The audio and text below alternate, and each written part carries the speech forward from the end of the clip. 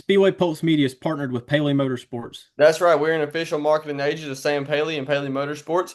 If your business is interested in reaching out to millions, reach out to us now. Why wait? Reach millions through motorsports with Paley Motorsports today.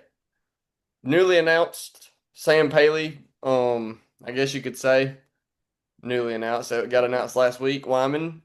Sam was announced to be part of the GT4 Monochrome Australia SRO series. So that'll be interesting to see what can happen there.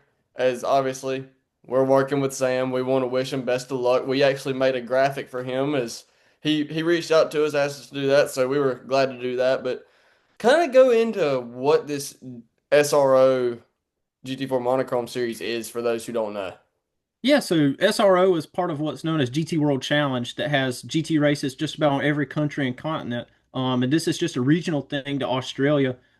It's just under there would be their GT3. So this is a big step for Sam. He's joining Wallace Motorsport. That's a big organization down there. Right. With he's joining Jack Wallace for the full 6 races down there. So it's gonna be, I think, a pretty steep learning curve for Sam. Obviously, learning tracks. And they run Pirelli tires compared to what he's used to over here in America with Michelin. But 6 races and 2 races a weekend, Sam is really good about getting up to speed really quick. And I can assure you he's probably already hitting the sim right now with those tracks. So And I I'm think sure he's when we already get, up to speed if you think about it. Because I mean, he drove for MMR last year for a couple races, so he's already got that GT4 under control. It's just going to be learning the new tire, but I'm sure he's not going to struggle with that. But another thing that we noticed whenever we check the schedule, along with the same weekend as that, is also the Mustang Challenge for Australia. So another thing that I would want to put on the schedule possibly is Sam possibly doing some of those, but we're not completely sure about that. Sam hasn't told us anything yet, so we're not confirming that. We're not I, rumoring it. We're just putting that out there to say it is a possibility. and looking at that, I think this year's the most, this is the biggest year for Ford and the Mustang, the most global that they're going with between here, IMSA, WEC, GT World Challenge, over in Australia. Ford is hitting the Bathurst 12 hour this weekend. They're going to be at Nürburgring 24. This is a big year for Ford, and I think Ford can really say something about make a statement year with winning a lot of big races this year across Right. all the countries. Right. And like you say, another thing, Ford's already announced their hypercar program. Huge news coming out of that end. We've already covered that, but for those of you who don't know, it's going to be Logan Sargent, XF1 driver. Mike Rockenfeller, and I can't remember the last name. Wyman and A. Sebastian Prio. Sebastian Priaulx, that's it. So, I mean, strong lineup for Le Mans next year for them, but I mean, the Mustang's already gaining enough popularity now as is. So it'll be interesting to see what happens with that in the future.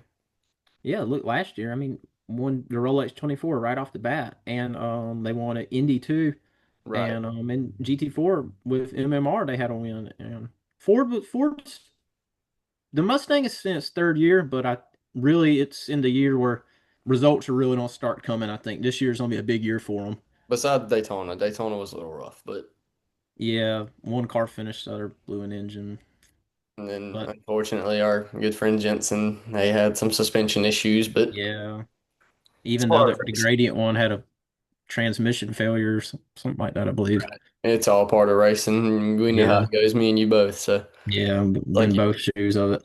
like But you say, another thing, Daytona, NASCAR is starting up. We got Daytona this weekend. First practice today, Cindric was fast. Go figure. Penske's always Ford's Penske and Ford's always dominant. Biggest qualifying shock, tonight. right, qualifying 8:15, but the biggest shock for me in practice, Corey LaJoy. Well, Joy's always good on these super speedways, so I would not count him out of the if he makes. I don't think there's a if he's gonna make the show. I think he is gonna make the show, but I think come Sunday or Monday, depending on the weather, that he's gonna be in the fight for a Harley Earl Trophy, his first one. Right. And now moving forward, we have a huge driver on today. Eric Evans. Yep, GT4 Europe, British GT4 champion. This is a pretty cool one right here. Another Ford development driver. That's what, how many now? We got Nate, Robert, Jensen, Sam, now Will Eric, Will Lucas as well. six. This will be our We sixth car or sixth driver for Ford. I mean, we've pretty much covered all of last year's team. We just got to get two more, but I'm not worried about And those. I know those will come. But we've already knocked out a pretty good many of this year's class. I'm very excited what we've been able to do with Ford and Ford Racing. Right, and we It's definitely want to say a huge thank you to Brendan at Ford, the PR. So he's been the reason why we've kind of got some of these interviews. So huge shout out to Brendan, and thank you for continuing with us. So yeah, without further ado, we'll get to Eric.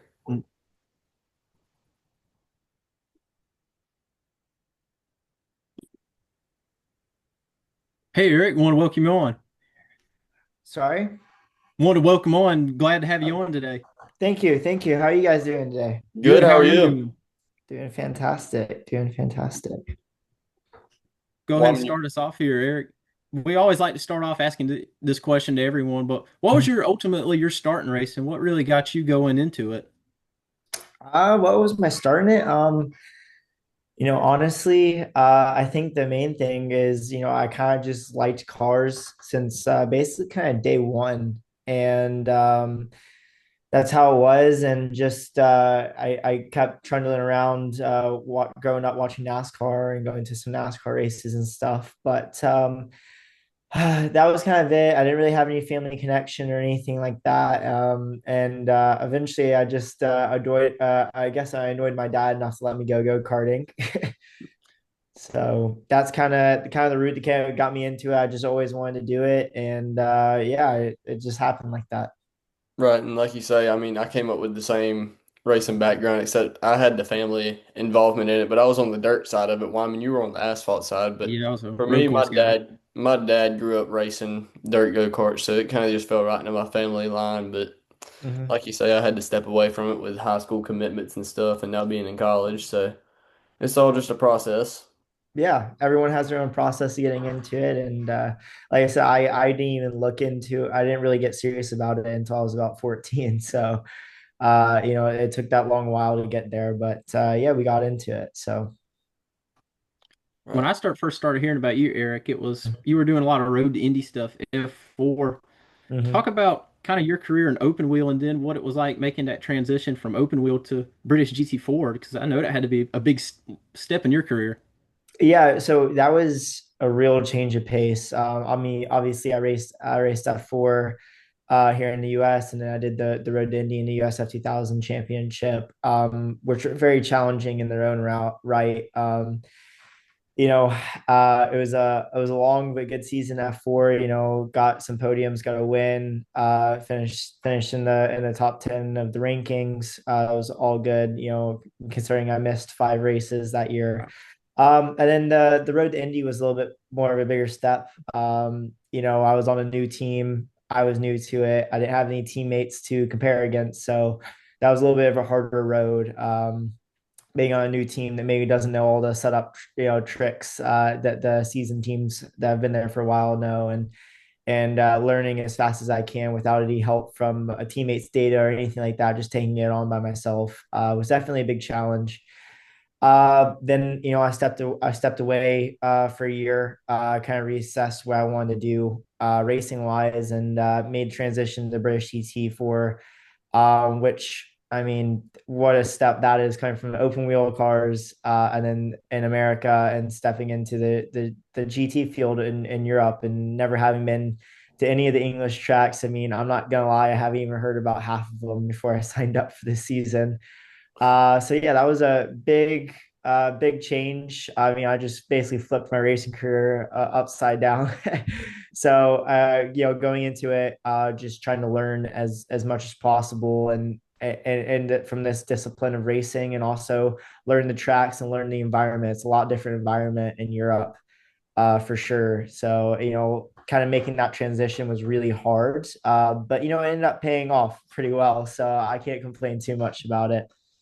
Right, and like you say, obviously, in Europe, what is the level of competition like compared to over here in the States? And Mhm. with that, you also won the British GT Championship in 2023. So, how Yes. would you say the competition is? Would you say it's easier or not as easy?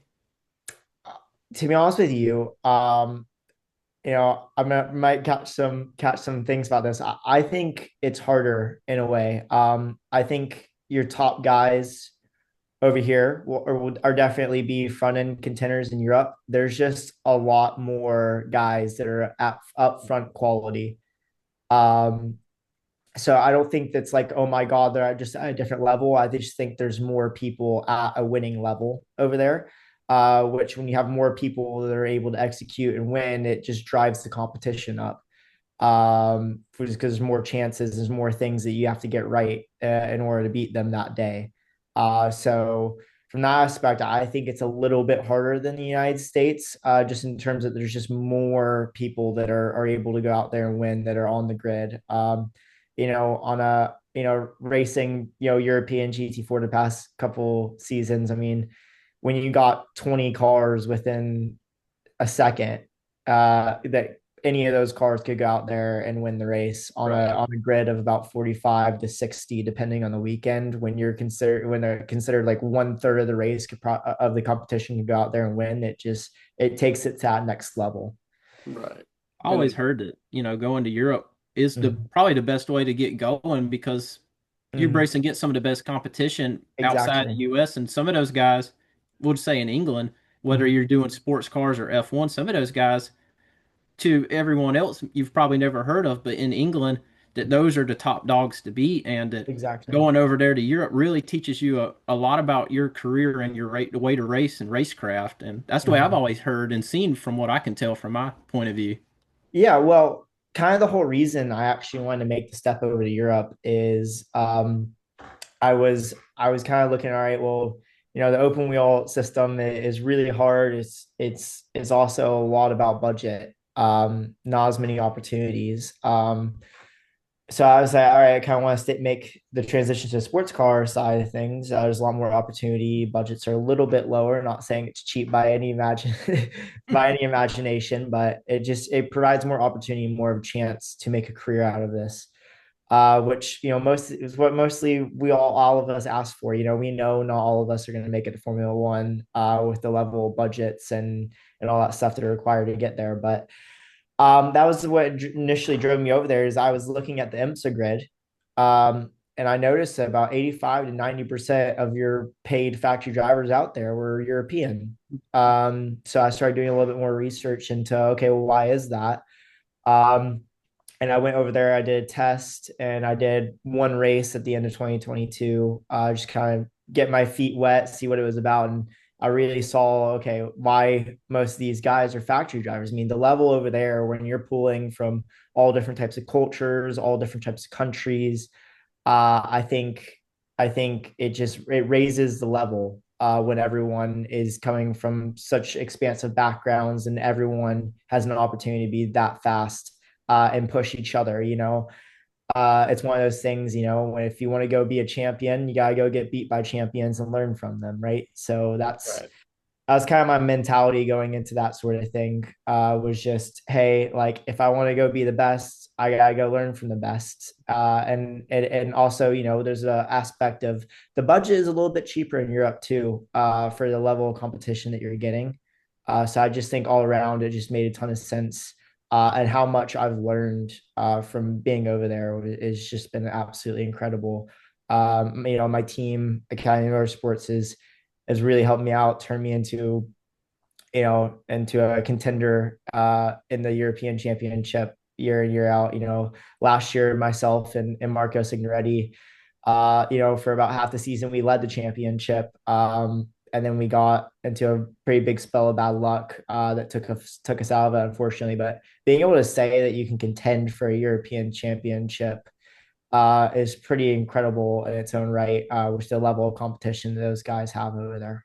Right. And like you say, another thing, it might just be a thing that I've kind of picked up on, but why, I mean, I don't know if you have. I feel like over in Europe, those drivers have so much more pace because they've learned that more of endurance side. Because, I mean, you think about it with F1, you got to have that pace in order to keep up for a whole entire race. Because if you lose Mhm. that pace, you're done. So I Mhm. feel like that pace is way more easier preached over there than it is Yeah. over here. Yeah, for sure. I mean, I think the main thing that I would take into this is that I talk about, numbers and statistics all the time. Racing is a big part of the culture over in Europe. I think probably behind, soccer, football, whatever you want to call it, it's probably the second most popular sport in Europe, which kind of concentrate the talent level a lot more, with more people, which just raises the level when you have more people coming in. I think in the US, don't get me wrong, we have so many good drivers here, but there's probably a lot of kids out there that are playing baseball or football, that might be an absolutely incredible race car driver, but will never know it. Yeah, I think that's a really good point there. I Mm-hmm. think kind of have to get into it to really know what is Mm-hmm. going to be good with it. And one thing I noticed too, compared to here, Europe and America are doing kind of apples and oranges, but it seems Yeah. like Europe has a lot more development or junior series, not just open Mm-hmm. wheel, but also sports cars. Um, it just seems like America, if you're wanting to do sports cars, you either got to be an IMSA or SRO. It Mm-hmm. seems like in Europe, there's almost a regional championship in every country, it would seem like to me. Yeah, that's another thing I think that feeds competition levels. Every country has their own thing going on, their own regional championships, their own national championships, that all feed then into the primary European championships. Which once again, I think it's just another one of those things that raises that bar of competition, and why there's so many guys on the European Championship grids. They're just absolutely incredibly fast. Right. And Last year was a big step in your career. It was announced the Ford Performance Junior lineup, and you were Yeah. with some really top guys. Sam Paley, Jensen Altzman, Mm-hmm. um, not to Robert mention the first Nowaker. team. Yeah, and part of the first team. How big for you was that opportunity? And is that a way that you can see yourself to a full-fledged, is there a clear path for a full-fledged factory lineup in the future for you? Well, like I said, it is an incredible honor, to be selected, as one of the first, initiates into the whole, Ford Racing driver development team. Well, at that point, it was called the Ford Performance Junior Team. I mean, you couldn't, the six drivers that we had, all of them are just absolute class. Sam and Jensen, obviously incredibly quick. I got to race against Sam a little bit in F4. And we weren't the friendliest to each other, which is kind of funny. We did not like each other on the F4 grid, but we've become really close now. Me and all five of the other guys, we are all so incredibly close, being a part of that program. I mean, Robert is unbelievable. Sam and Jensen are really good at what they do, and obviously, I have Marco in the car with me, who me and him have forged a really really good relationship these past 2 years racing together.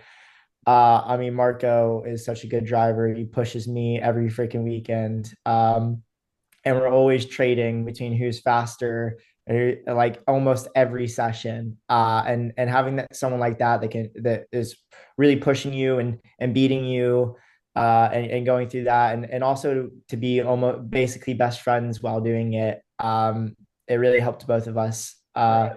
It was an awesome, absolutely awesome opportunity to be a part of that, and Nathan as well. Also hanging with us on the European grid, and pushing us to be fast as well. I mean, all five of those guys are not only incredible people, but incredible drivers, and it's such an honor, I think, for all of us to be able to represent the Ford brand all across the world, and how fantastic that is, as a young driver to be associated with a brand like Ford, especially as they're ramping into all this racing stuff with the GT3 program, the GT4 program.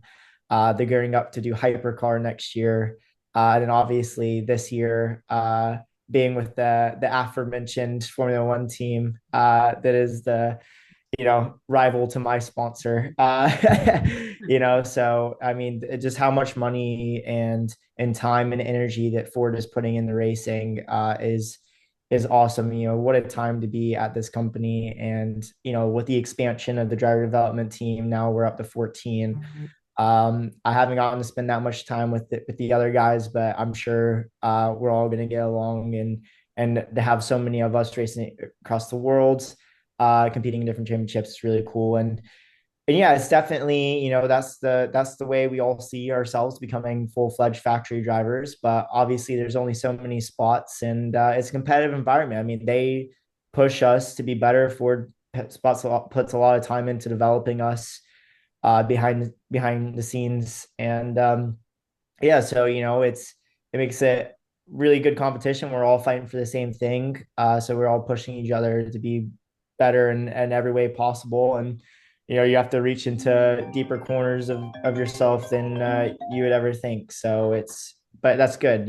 That's what drives competition. That's what makes sports like racing so amazing, is when everyone's pushing each other so hard. Right, and like you say, it's kind of funny because we do marketing stuff for Sam as well now. So we do a Mhm. lot of his marketing agents and stuff. But you're the fourth driver out of the original team. The only two that we got to get left is actually Marco and then Nathan, and then we've completed the whole entire original Ford Performance. I guess you could say Ford Racing now, Mhm. that development program. So that's another box that we get to check off of our list. But we've also done some more throughout Ford, and Ford's just been so good to us. And then Yeah. another thing with you with Monster Energy, I mean that opens up a whole entire another world for you to possibly expand it even more than just where you're at now. I mean, there's dirt bike racing, there's Yeah. motocross. I mean, you name it, it's right there at your fingertips, just about. For sure. I mean, being a part of Monster Energy as one of their athletes has been one of the, right up there with being a part of the Ford team. It's such a blessing that I've gotten to this point in my racing career, to have names surrounding me like Monster Energy and Ford Racing, and I mean, it's incredible. I mean, that family at Monster Energy, everyone is so friendly, everyone is so incredibly good at what they do, and everyone is probably the coolest person you've ever met in your life. And to have all that at the fingertip, like we were talking about this at a couple of meetings I had last year, that at last year there was only two GT drivers in the entire world sponsored by Monster Energy, and it was me and Valentino Rossi. So to be in the Huh. same club as Oh Valentino wow. Rossi is so cool, and all the incredible opportunities I get with Monster Energy. Uh, you know, I've become very good friends with the Ford Formula Drift driver Ben Hobson, who's Mhm. also from Atlanta. He's also a Ford driver, and he's also sponsored by Monster Energy. So we've had some fun together. Me and him have done some endurance rental kart races together as Oh teammates, and wow. we're having a blast with it. So making connections and friends with people from not only the Ford family but also the Monster Energy family. I've gotten to meet some pro snowboarders and some drift guys, and it's just everyone at Monster as well as Ford is just so welcoming, so friendly, and absolutely amazing at what they do. And I'm so fortunate I would get to be a part of both families. And I mean, I think every probably teenage boy or guy in their younger 20s, like their entire dream is to be sponsored by a big energy drink company, and to get to live that dream is absolutely incredible. Right, and speaking of all the names that you met, I'm not sure, I can't remember. You might not have been there at the time, but did you ever get to meet Ken Block? Unfortunately, I did not. That was before my time, unfortunately. But I mean, I've met tons of guys that have met him, and no one has said a single bad thing about him. And I really do wish that I got to meet him. Unfortunately, I didn't. But when I first signed my contract at the end of 2023 with Monster Energy, they took me out to a nitro rallycross race out in Phoenix, and I got to meet some legends. Like I got to meet Ken Block's daughter Leah. Oh wow. What an incredible human being she is, taking on the junior Formula world in the F1 Academy series, and then stepping away to go from that to go back to rally. I mean, how cool is that? And also getting to meet Brian Deegan, one of the coolest guys Oh on the wow. planet. Him and Pastrana going at it in the motocross days, of the trick riding and everything was really cool. And then also getting to meet Travis Pastrana, whose whole series it was. So to meet people like that, all of them have great things to say about Ken and all that stuff, and everyone at Ford that worked with Ken has also had so many good things to say. So it's a real shame that I didn't get to meet him, but his legacy is living on really well, and there's not one person that says a bad thing about him. Right. This year was or well, last year with Ford Performance and getting to be a part of the junior team, all six drivers were at Lamar for the Mustang Challenge race and got to race with the CEO. How big for you and the whole team was that, do you think? Just building, getting to be at Lamar. First of all, there's not many opportunities that you'll ever get in your life to race around that track, Le Mans, because the whole track is only open for 2 weekends a year, for the 24 hours of Le Mans and the classic 24 hours of Le Mans. And to race around that track and to have the Mustang Challenge there was such an incredible thing. I mean, who didn't want to hear 50 naturally aspirated V8s bump drafting each other down the Mulsanne straight while racing, and doing, and what an incredible car that Dark Horse R is, 500 plus horsepower, 6-speed manual. I mean, it was as real as it gets. And also racing with Mr. Farley himself was so cool, and it was just one of those weekends that I'll never forget, but was also a blur because I feel like I was blacking out in a daydream the whole time that I was just doing those things. Unfortunately, I had a little bit of a rougher weekend that year. During that event, I only really got to compete in the second race of the weekend.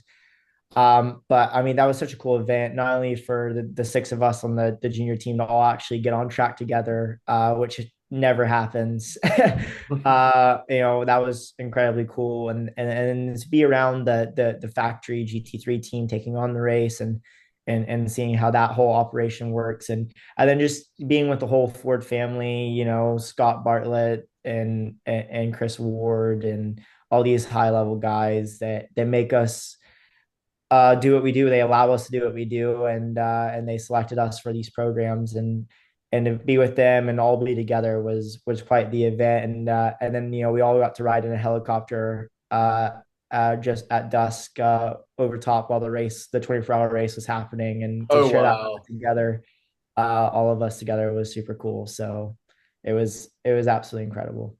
But yeah, I think we have one more question for you, Wyman. You want to round off the questioning? Yeah, I'll go ahead and round it off. Eric, I met you at Daytona in the MX5 Cup paddock, and Yes. I've been kind of on this question for you for a little while. Is Yeah. there a possibility maybe this year or next year we could see you come do some IMSA stuff? Is that definitely on your radar to do? I would say is a very strong possibility for this year. Maybe somewhere around the end of the season. Obviously, my first and my primary focus is with the European campaign. That's my first and primary focus, but I will say something is definitely in the works, and you can be very sure you might see me on the IMSA grid at some point later this year. Good That deal. that Well, answers my question. Great. but yeah, like you say, obviously we want to wish you good luck this year, and possibly we'll see you at the end of the year at a racetrack. I mean, Yeah, I might. know that we'll be at Road Atlanta, but at some point we'll see you sometime again later this year and everything. So Yes. we Yeah, well, definitely, I'll be poking my head in at probably most of the IMSA weekends, but there's definitely a high probability you'll see me on track during one of the weekends later this year. Awesome. but yeah, obviously, like you say, we want to wish you good luck throughout the year and Thank you so everything, and thank much. Absolutely. you again for coming on with us today and everything. So Mhm. we'll definitely be back on at some point with you again in the future. No, no, I really appreciate you guys sending me an invite to do this. I mean, like I said, it was just by chance we ran into each other in the MX5 paddock as I was walking over to the Ford technical trailer. Yeah, no, it was really cool. I just looked back and through my DMs. I saw you guys ask a couple of times. I'm so sorry. I'm so bad with Oh, that. that's all right. You're good. I'm so bad with that. But I'm so glad that you came across me in person. You asked, and what a lovely time this was, guys. I really enjoyed this. Was a really blast. This was a fun time. Hmm. But For yeah, sure. we'll definitely see you later on this year, though. All We righty. appreciate Yeah, it, guys, Eric. stay tuned with the racing in Europe, and hopefully I'll see you at a track here in America later this year. Oh yeah, for Absolutely. sure. All right. Appreciate it, See you Eric. guys.